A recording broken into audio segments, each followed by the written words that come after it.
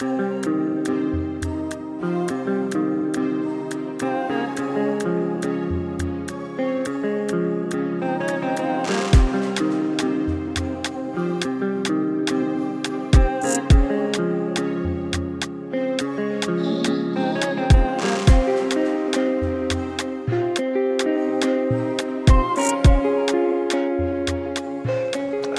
msikilizaji, na kukaribisha katika jina la Yesu Kristo.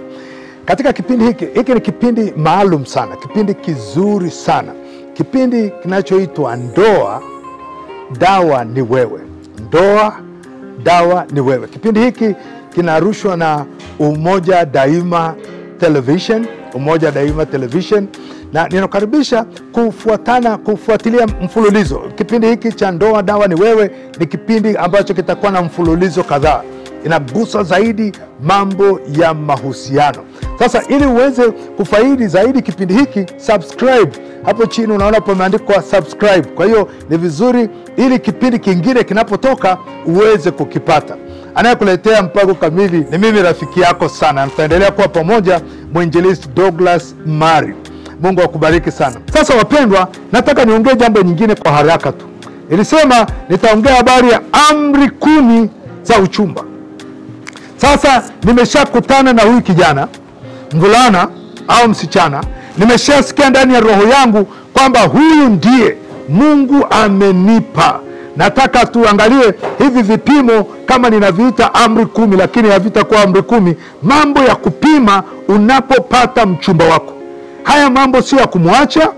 Haya mambo ni ya kupima kwamba huyu ninayeenda kukutana naye ni mtu wa namna gani. Huyu ninayetaka kuishi naye ni mtu wa namna gani. Jambo la kwanza ni lazima kuwe na upendo wa kweli. Upendo wa kweli. Upendo unaobubujika kutoka ndani wa kuwa mke au kuwa mume wa huyu mtu. Kwa hiyo kuna upendo unaobubujika kutoka ndani. Upendo. Je, huyu mtu ana upendo wa kweli? Jambo la pili ni lazima uvutwe na huyu mtu. Kuvutwa naye, to admire. Yani unamuona, unafurahi kwamba yes, huyu ni mume wangu, yes, huyu ni mke wangu mtarajiwa, mume mtarajiwa, mke mtarajiwa. Yani unavutwa naye.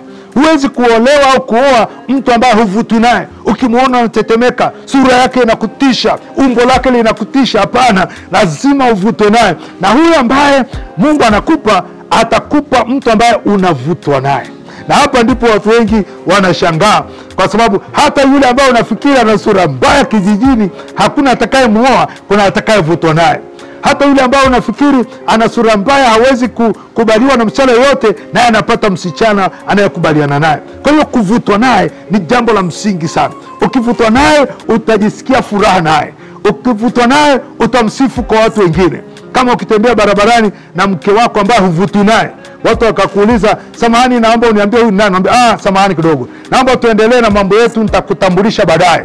Lakini kama unavutwa naye, ukifika mahali mtu anakuambia, naomba uniambie tunaenda wapi, sasa naomba usubiri kwanza, naomba nikutambulishe kwa mke wangu au nikutambulishe kwa mume wangu, kwa sababu ninavutwa naye. Sioni aibu, I'm proud of him or her. Ninajisikia fahari naye. Kwa hiyo kuvutwa naye. Jambo jingine ambalo unatakiwa kupima unapokuwa na huyu mtu utakayeingia naye kwenye ndoa ni hisia zake. Anawezaje kutawala hisia zake? Emotional stability. Anawezaje kutawala hisia zake za furaha? Zinasababishwa na nini? Hisia zake zinazomkasirisha zinasababishwa na nini? Sasa nisikilize, hii sio ili umwache, ni ili ujue tu kwamba huyu atakayekuwa mke wangu, atakayekuwa mume wangu, anakasirika kwa mfano ninapochelewa. Kwa hiyo unajua, nitajitahidi nisiwe ninachelewa. Inawezekana anakasirika ninapotumia fedha vibaya. Kwa hiyo ninajua kwamba kama tutaishi kwenye ndoa, nisitumie fedha vibaya. Anakasirika unapovaa nguo fupi. Kwa hiyo unajua, nitakapoingia kwenye ndoa sitavaa nguo fupi. Unanielewa? Kwa hiyo hii ni emotional stability yake. Ielewe ili ujue jinsi ya kuishi naye. Lakini jambo jingine, na hili la leo, ni habari ya dini yake. Anaabudu wapi? Anaabudu dhehebu gani? Haya mambo ya kupatana kabla ya kuoana, kwamba wewe nenda tu dhehebu lako na mimi niende dhehebu lako, hilo ni jambo la uongo kabisa. Halifanyi kazi. Kwamba huyu awe na mchungaji wake na huyu awe na mchungaji wake, awe na imani yake na huyu awe na imani yake, haiko hivyo kwenye ndoa. Kwa hiyo ni lazima mkubaliane kwamba mimi kama ni Lutheran nataka na mpenzi wangu, mume wangu awe Lutheran. Hii mambo kusema nenda tu Pentecost na mimi baki Lutheran haifanyi kazi. Nenda tu Assemblies of God na wewe nenda PEFA, haiendi hivyo. Naomba tafadhali katika kipindi cha uchumba kubalianeni pamoja ni wapi mtakapo abudu. Mnanielewa kitu tunachosema? Ndoa nyingi zimevurugika kwa sababu mke yuko kule na mume yuko kule, nyingi zimevurugika. Na mara nyingine kama wameshaingia kwenye ndoa ndio mke akahamia kule au mume akahamia kule, maana yake huko ndani kuna friction, hakuna utii, ni magombano, ni malumbano, na ndoa ni kama imevunjika, haipo. Kwa hiyo mke atakuwa na mchungaji wake ambaye atakuwa kama ndio mwanaume wake huko. Mume anaweza kuwa kwenye dini ya mwanamke ambaye anakuwa kama mwanamke wake huko. Watoto watatawanyika, wajua waende dini ya mama wala dini ya baba, ni kuvuruga kila kitu. Kwa hiyo nawasihi katika jina la Yesu, kubalianeni mahali pamoja mtakapo abudu. Tuko pamoja mpaka hapo? Jambo jingine ambalo nataka niseme ni uwezo wake wa elimu. Sasa uwezo wake wa elimu ni vizuri kufahamu. Wewe msichana umemaliza darasa la 7, mume wako amemaliza degree ya 2 ya udaktari au kitu kama hiki, elimu yenu ni tofauti kabisa. Sasa ni vizuri wewe baba uliyosoma ujue mke wako hajasoma, sio unakuja nyumbani unaanza kuongea nani, can you prepare me pizza please, I just want that. Haelewi hicho kitu unaongea nini. Na wewe mama lazima ujue kwamba na mimi sijasoma, usijifanye kwamba na wewe umesoma unajaribu maneno ya Kiingereza, utaharibu kila kitu. Kwa hiyo elewa elimu yake na mheshimiane katika elimu yenu. Sawa sawa, kila mtu awe ajue huyu yuko level hii, huyu yuko level hii. Hata mnaweza kuwa degree tofauti, lakini ukasomea udaktari, huyu kasomea sijui mambo ya engineering, ni vitu tofauti. Heshimianeni katika elimu yenu. Jambo jingine ambalo nitaka nilikaze hapa ni habari ya uwezo wa kutunza mali na fedha. Hii ni vizuri ukaifahamu. Je, nikimpa huyu shilingi 100,000 aende sokoni, atarudi akamwambia Bwana asifiwe, huwezi kuamini nimepata mkufu ambao unauzoga 500, amenuzia 100,000. Unauliza vile vitu vya sokoni, sikununua hata kimoja, wewe mbele ya mkufu wa shilingi 500 nimepata kwa 100,000. Unajua huyu mama hajui kutumia vizuri fedha za kwenda sokoni. Kwa hiyo ndio uwezo wake. Lakini kuna jambo nyingine ambalo nataka niseme hapa linaweza kusaidia. Jua mila na desturi za huko nakolewa. Mila na desturi huko nakolewa, wana mila gani, wana desturi gani? Kuna watu ambao wana mila chafu na potofu ambazo siwezi hata kuzisema hapa, lakini elewa hizo mila. Nimeenda kwenye makabila mengine kwamba mke wakati wa tendo la ndoa hakutani kwanza na mume wake, anakutana na mtu mwingine kwanza, mara baba, mara sijui nani, alafu eti ndio anamfundisha jinsi ya kufanya. Kina anafanya na mke wako? Hapana, hiyo ni mila potofu. Na ziko nyingine potofu za kwenda kwenye makaburi, za kutambika, za kufanya vitu. Elewa mila za hao watu, uelewe ni nini kiko hapo. Kwa hiyo mila ni kitu kizuri sana cha kufahamu. Jambo jingine ambalo wengi hawalitilii maanani, elewa ndugu na familia huko unakoolewa, huko unakooa. Kuna watu wengine wanaoana tu mjini. Watu wanaoana mjini wanalichekesha sana. Anakuja ametoka Uganda, anataka kuoa msichana hapa Moshi mjini au Dar es Salaam, eti anatafuta Waganda walioko pale mtaani. Anasema huyu ni baba, atasimama badala ya baba, na huyu atasimama badala ya mama. Hujajua nyumbani kwao, hujui baba yake, hujui mama yake, hujaona hata picha zao. Eti kuna baba anayesimama badala yake, mama anayesimama badala yake. Hapana, elewa familia yao. Nenda nyumbani kwao, jua mjomba, jua shangazi, jua nani. Hapana, ile tunakuja kwenye mambo ya send off, tunatambulishana, mara nyingine hata anacheka. Wewe msichana njoo tutambulishe ndugu zako. Anasema naomba washangazi wote wasimame kwenye giza lile na wakae. Wajomba wasimame, wakae. Baba wadogo, wakae. Hapo ndio kutambulishana. Hao watu huwezi kuwajua kwenye send off, huwezi kuwajua kwenye ndoa. Kwa hiyo wakati wa uchumba ndio wakati wa kufahamu ndugu wa huyo baba, ndugu wa huyo mama, wajomba zake, shangazi zake, majirani zake, tabia zake pale kijijini. Hiyo itakusaidia sana. Na kwa sababu hiyo, jambo la mwisho nalotaka kukaza kwenye kipindi hiki, niwe na muda wa kutosha. Yaani usifanye mambo haraka haraka. Wapendwa, ndoa sio zimamoto kwamba tumekutana naye na tunataka kuoana haraka haraka. Na wengine wanadanganya, sio anaenda kusoma Ujerumani, anaenda kusoma Marekani, kwa hiyo tunafunga ndoa haraka haraka. Sio jambo la haraka haraka. Hata kama umepata mimba, kama nilivyosema, kuna wengine wanafunga haraka haraka kwa sababu na mimba yake, na kingoja mpaka ajifungue hata niruka. Hii kwa hiyo tunataka kufanya haraka haraka. Ndoa si jambo la haraka haraka. Sio jambo la zimamoto, ni jambo linalohitaji muda wakati wa uchumba. Ndio tunasikia habari ya Yusufu na Mariamu waliposana.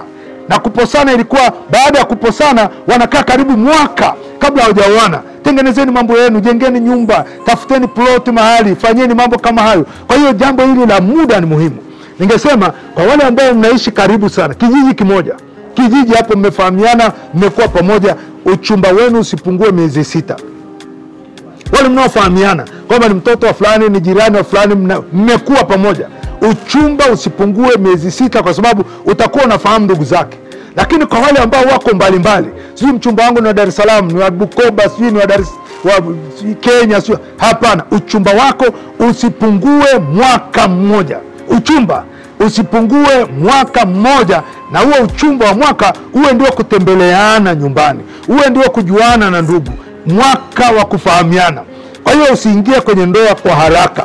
Haya mambo ambayo nimesema kama amri za uchumba, baadaye nitaona kama nitapata muda kuzifafanua zaidi, lakini haya mambo ni mambo ya msingi. Baada ya kumpata mchumba wako, mmeshaahidiana kwamba tunaingia kwenye ndoa na tutaishi pamoja kwa miaka yote. Sasa elewa haya mambo. Je, kuna upendo wa kweli? Je, anavutwa na mimi ninavutwa naye? Mambo ya hisia zake, je, anakasirika wakati gani, anafurahi wakati gani, ili na mimi nijirekebishe? Je, dini yake ni ipi, ili wote tuabudu mahali pamoja, tusipatane katika yale mapenzi ya juu tu, wewe nenda tu huko na mimi nitaenda huko. Hapana, hicho kitu hapana. Abuduni mahali pamoja, mwe na mchungaji mmoja, mwe na huduma mahali pamoja, mbatizwe mahali pamoja, mbarikiwe mahali pamoja, na mambo yote yawe mahali pamoja. Tumeongea habari ya elimu, tumeongea habari ya mila na desturi, tumeongea habari ya uwezo wa kutunza fedha, tumeongea habari ya kufahamu ndugu na marafiki. Haya mambo ni mambo madogo, lakini ni mambo ya msingi sana.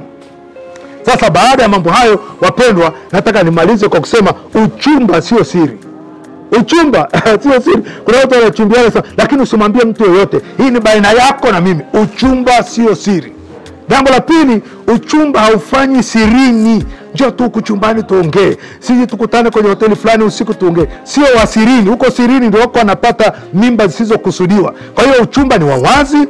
Ukishapata mchumba wako, tambulisha nyumbani, tambulisha ndugu zako, tambulisha kanisa, watu wajue hawa watu wamechumbiana. Na kwa huo mwaka mzima mtakao mkuwa mmechumbiana miezi 6, watu watawasaidia, watu watawashauri, watu watawaombea, watu watawachangia fedha, watu watafanya harusi yenu, sendofu yenu. Mambo haya yote yatafanywa na watu wengine. Kwa hiyo ninataka nikaze tena, uchumba sio jambo la chap, sio jambo la haraka. Hapana, ni vizuri ukalielewa hilo. Na kwa kanisa, vijana wanapokuja kujitambulisha kwetu kwamba wamekuwa wachumba, tuone basi ule wajibu wetu, tulishe kanisani kwamba hawa watu ni wachumba, kanisa lijue. Jambo la pili, tuwalee katika njia inayompendeza Mungu. Kama ni mahali pa kuwaonya, tuwaonye. Lakini jambo la tatu, tuweke ule mpango wa mafundisho. Sio mafundisho ya chap. Vijana wafundishwe ndoa ni nini maana ya mambo mengi katika ndoa, waelewe kabla ya kuingia kwenye ndoa. Nakumbuka nilikwenda kwenye kanisa moja, alafu tulikuwa na mkutano jioni, lakini kuna ndoa mchana. Na kijana amekuja amevaa suti yake, anataka kufunga ndoa yao kwanza ndipo sisi tufanye mkutano. Nikamuuliza yule mvulana, "Kwa nini unataka kuoa?" Akashindwa kunijibu. Na kuuliza, "Kwa nini unataka kuoa?" Akashindwa kunijibu. Nikamwambia, "Nakuuliza." Alafu nikamuuliza msichana, "Kwa nini unataka kuolewa?" Akasema, "Ni umri umefikia." Nikamwambia, "Ndio sababu zinaingiza kwenye ndoa." Akasema, nikamwambia, "Mchungaji, naomba usifunge tena hii ndoa. Wanahitaji mafundisho ya ndoa, kisha waandaliwe ndio waje kufunga ndoa." Yaani yule fulana alitoka jasho kama aliyemwagiwa maji na shawa. Yaani akaona, "Mungu wangu, huyu ni shetani ametokea wapi? Anataka kuharibu ndoa yetu." Lakini nilipomwangalia msichana alikuwa na mimba kubwa kabisa. Kwa hiyo ina maana kwamba wanataka kufanya chap kwa sababu ana mimba. Hajui ndoa ni nini, hajui kwa nini anataka kuolewa, anaingia kwenye ndoa. Hawa watu inawezekana ndoa yao isidumu isipokuwa kwa neema ya Mungu. Kwa hiyo ni vizuri tujue kwamba ndoa sio zima moto, sio kitu cha chap, ni kitu kinachohitaji maandalizi. Na baada ya hayo maandalizi sasa ndipo ndoa yako inapotangazwa mara 3 kama kawaida kwa siku 21, alafu mnafikia wakati wa kufanya hiyo send off ya kuita watu wote, na kisha ndoa yako inafungwa na Mungu. Mungu ndiye anayefunga ndoa. Anasema alichokiunganisha Mungu mwanadamu asitenganishe tena. Mungu anafunga hiyo ndoa yako, lakini inafungwa mbele za Mungu, inafungwa na mchungaji aliyedhaminiwa na serikali kufunga hiyo ndoa, inafungwa mbele ya mashahidi wawili wale wanaoitwa wadhamini na mashahidi wengi wanaokuja siku hiyo. Kwa hiyo ndoa haifungwi sirini, ndoa inafungwa kwa wazi, na mnaondoka nyumbani kwa amani katika jina la Mungu Baba, Mwana na Roho Mtakatifu. Kwa hiyo wapendwa, ninakutakia baraka zote za Mungu aliyokuletea mafundisho haya ya mfululizo huu wa kipindi hiki ambacho kinasema ndoa dawa ni wewe. Ni mimi rafiki yako sana, Mwinjilisti Douglas Mari, na kama kawaida kipindi hiki kinarushwa na Umoja Daima TV. Nimekuomba usubscribe hapo ili usikose vipindi vingine, na hadi wakati ujao nakutakia baraka zote za Mungu. Amen.